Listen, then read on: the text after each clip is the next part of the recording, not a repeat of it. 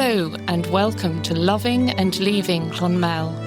In this series, we share the stories of Clonmel natives who've moved away and are now living all over the world. We'll hear about their roots, what they miss most, and what life is like for them now. In this episode, writer Paul Harrison speaks to Desmond Doyle, who is now based in a tiny Alpine village in Austria. Ireland has a tradition of missionaries. Desmond Doyle continues the tradition into the 21st century. Linsen la moirach si dogus an baile, e dul go arparig cre lasin am hata. Bine bucheli bana onas rasa ga aroliv, nas me a duag oignach, prison Clonmel. The words recall the tragic loneliness of one of Clonmel's people. It's eerie to sense the sadness of a man who was jailed in Clonmel centuries ago. After generations of foreign occupation, for some, Ireland still seems a prison. Everyone has a tale to tell. Let's hear Desmond's. You've time, come listen to me, I'll tell you a story. Desmond Doyle is proud to be Irish, but like many who felt the need to escape the land of their birth, he found the freedom to grow and express himself once away from Ireland. He was accepted by the people of Austria, where he now lives, among those who appreciate him. I live in a town with 900 inhabitants. My house was built in 1550. It's 3 stories, massive old stone building. I spent a lot of time doing it up in that style. And when I wake up in the morning, I look at the Alps, 2,200 metres. Desmond's life hasn't always been so luxurious. He grew up in simpler circumstances. My grandparents, the Whelans, were always from Clonmel, so they go way back. My father came down from Dublin and joined the army in Clonmel, where he met my mother, and then they got married, and they lived for some time in Garrymore, and then they moved to Pierce Park, where all the family Doyles were born. I went to St. Peter and Paul's Primary School, and then to the technical school in Clonmel. Yeah, lots of good memories, lots of good times. I just loved listening to music. I was more into sports because we had a lot of people in the house and there was no place to play an instrument. So I spent a lot of time in sports fields, but I was always singing on the buses when we were going to places with Clonmel Athletic Club. Life wasn't easy in the 60s. The swinging 60s they were known as, but not everyone was swinging. Yeah, well, at the time, there was very little opportunities. Des left the family home to seek his fortune. It was a good thing that I left because we all lived together in a small house and I was restless there, so I decided to just travel around for a little bit. I think my mother was happy to see the back of one of us. The ladies back then had a really hard time. I have great respect for my family and for my mother especially because my father died when he was 43 and my young brother was born a few days later. And she had a whole house full of teenagers and a new child. And then I managed to get through my leaving cert and then I decided to leave. But at that time, the women were very resilient and they all helped each other. There was amazing sort of empathy in the society. And if somebody had a problem, all helped each other. That was great. A lot of young people had to leave. There was absolutely no work there. It was very difficult. The soft slopes of the Comoros are a far cry from the snow-capped Alps, where he lives now. I love the countryside. I was always in the countryside. I spent a lot of time up in the Comoros, cycling and running.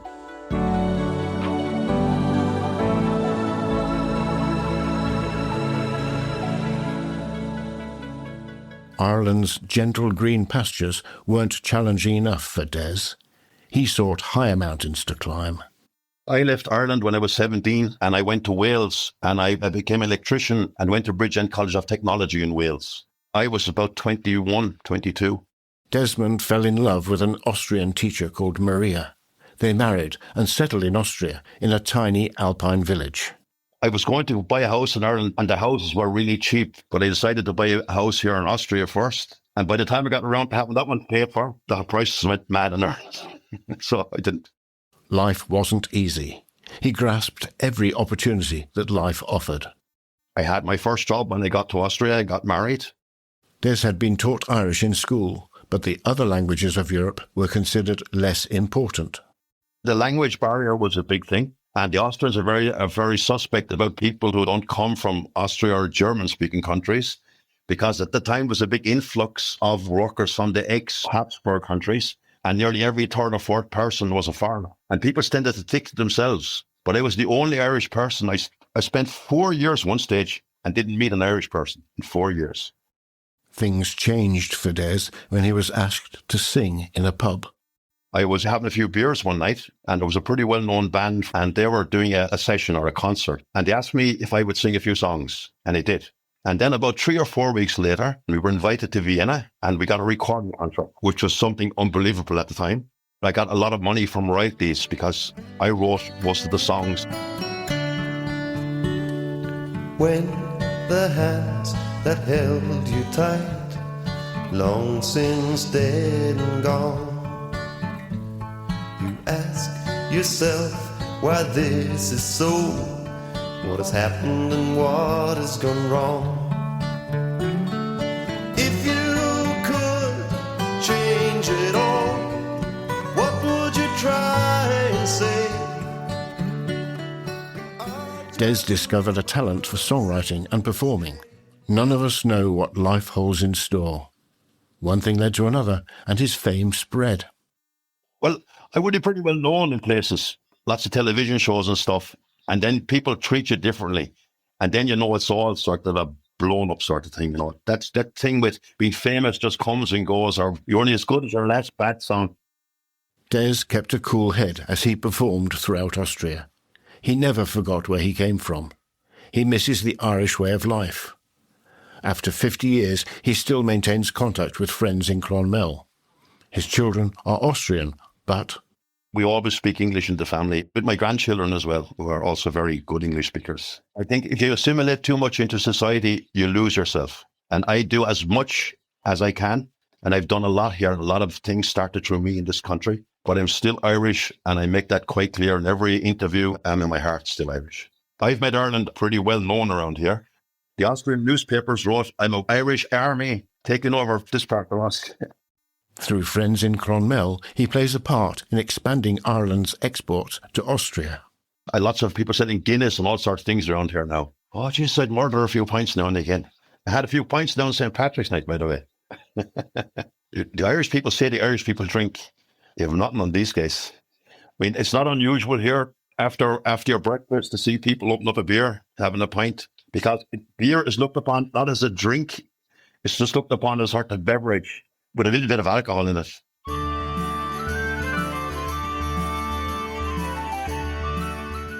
Des and his family are active members of the community. My son lives in the beautiful city of Graz, which is Austria's second biggest city. And my daughter lives in the twin town of Clonmel, which is called Trefaiach, which I organised 25 years ago. And she has a beautiful house here and a young child and a husband that works for me as well. And we have a cultural centre here. Des has learned to relax Austrian style, where the activities are mainly winter sports. You've got skiing. That's probably the big one. There's all different sort of disciplines. Got downhill, got slalom, cross country, and now they're very, very good mountain climbers and climbers in general. Lots of other different things like curling. My neighbour was actually Olympic champion back in 1976. He won the Olympics for downhill skiing. There's a big difference between curling and hurling. Des misses the energy of GAA, which the Austrians find scary.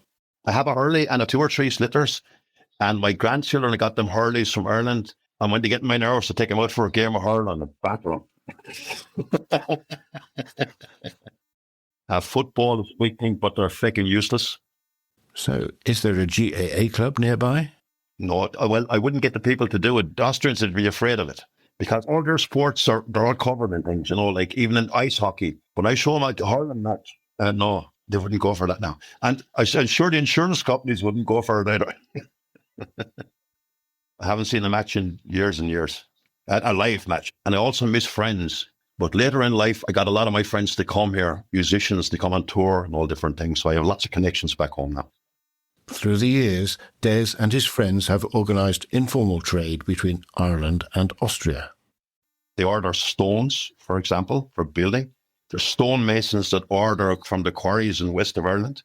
And also beverages, food, sausage. I used to supply Irish pubs here in Austria about 20 years ago. I supplied all the Irish pubs with all the Irish stuff except beer and alcohol. And I sold that off then and opened the bar. A lot of people came into my place from all over because it was pretty well known, but they also came in because we were speaking English there. And I had my waitresses as well from Cashel and from Dublin. I got people in from Ireland to run the place for me. It's a thing you have to be born for. It wasn't for me. Taking up too much of my time in the one room. I don't like to be stuck in small. It's the best part of being in a bar is at the side of the bar where you're getting served and not where you're serving. So he sold it to an Austrian lady. And she turned into a coffee shop because I told her, how could you open an Irish pub? You don't know nothing about the culture. You were never there.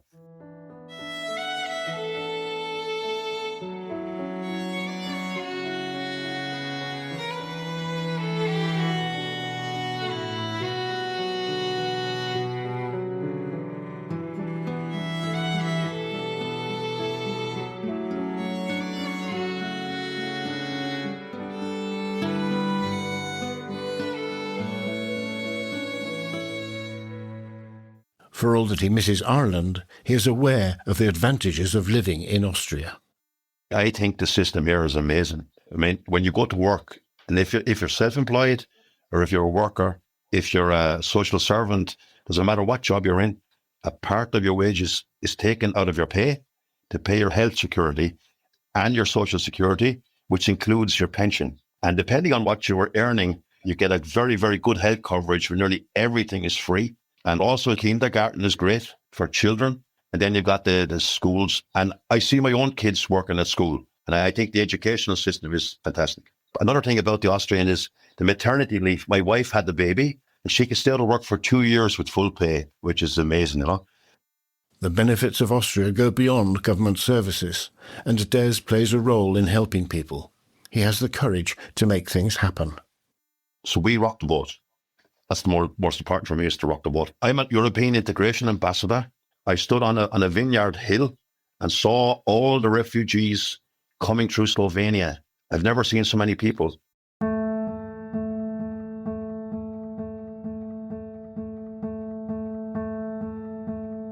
There was 500,000 people in a line that moved into Austria and then on to Germany. They were taken to old schools and tents and army quarters and things that were made available. And in the shortest of time, the first influx were all put into accommodation. A lot of them moved on. Some of them were sent back. And then a lot of them have assimilated quite well in the meantime. Knowing how Irish immigrants had suffered, his sympathies came to the fore. I started an organisation called Alpine. I've started a lot of different things, but I think it was called the Club for Integration and also for cultural activities. And I spent a lot of time running gigs, concerts for refugees, but with their music and with their cultural stuff as well. There was 3 Nobel laureates here, and talk was on about not just refugees, but about peace in general. We have a 3-story mill that was going to be pulled down by the local council, and the woman actually gave it to us. And it's a beautiful place. Lots going on there, concerts, exhibitions, all different things going on. It's a beautiful place called the Simon's Mill. It was an old flour mill. I got a young people, academics, and they're really, really good people, very interested in getting things done in the town, in the city here, you know. I had lots of Irish people over, like Ken Horn, Dom O'Driscoll, Joe Farrell. While he works hard to help the Austrian community, he brings Austrian tourists to Ireland. I do a lot of tourism there. I have the Hobbit Hotel since years. I've been working with them when it was called the Park Hotel. And this year I've got 90 tourists who are staying for a week, flying to Dublin and get a bus from Clonmel or from around Tipperary somewhere, and then I'll hire them for a week to take us around on day tours and then back to the airport and fly back into Vienna. It's a changing world, and immigration is an issue for all of us. We should become more aware of where we all come from. A lot of our families, that means all of us, that means everybody except the well-off, all had people who emigrated.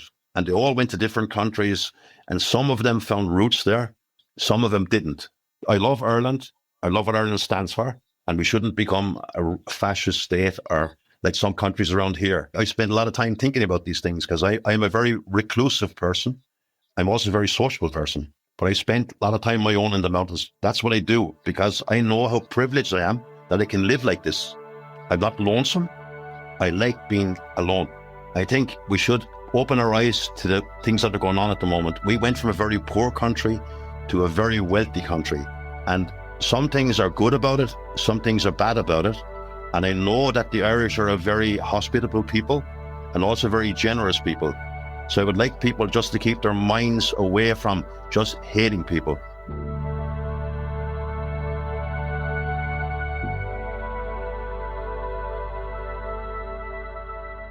Austria has been good to Desmond, but part of him will always be in Clonmel. One thing that living away from Ireland has given Des is a deep understanding of what it's like to be an emigrant. He knows the hardships and challenges of being away from his place of birth, and devotes much of his life to caring for others who have wound up on foreign shores. He's happy knowing he's helping people. In 2015, the European Capital of Culture was in Slovenia. And the company I started got a contract to paint a huge mural. And we hired the bobsled artists from Derry to come down and paint the mural. And then 3 Nobel laureates, the Dalai Lama, unveiled the mural. It's 150 meters long. And I was in Russia with that, in Kiev, in Greece, in Spain, Slovenia, Serbia, Italy, and Austria 4 or 5 times. And I'm looking for artists to join. And when it's finished, and we're going to give the whole thing to the Doctors Without Borders to be exhibited all over the world in the coming years. A lot of people do things, if they're asked properly. It seems Des's good work is only starting. I've got a lot of energy left. I think it's important. The minute you give up on life, you're gone. You've time, come listen to me. I'll tell you a story about a town so far away. Town I love so well lies in the middle of the lovely Golden Vale. The poets gave it the name Clonmel.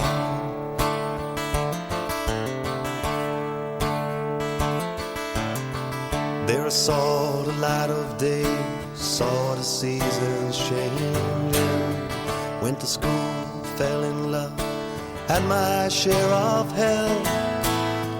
And when I think back on the days of my life, I spent the best of them in Red Clonmel.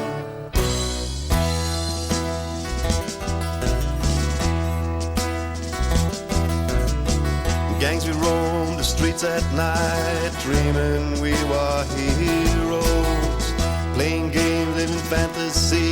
I remember some so well, and the girls who sweetened up the long, lonely nights. There are some pretty ones in Red Clonmel. I think about my old school friends, the four winds they embraced them, running the streets at night. Every sound and every smell are imprinted in the depths of my soul. Child of that lovely town, Red Clonmel.